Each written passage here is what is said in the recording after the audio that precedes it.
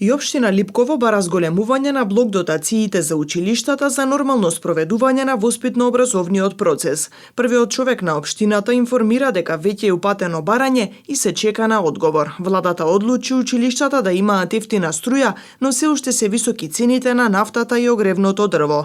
Ние како општина се трудаме во сите основни и средните училишта да имаме парно грејење со нафта од минатите години, со што инвестираме за нашите деца да имат подобри услови.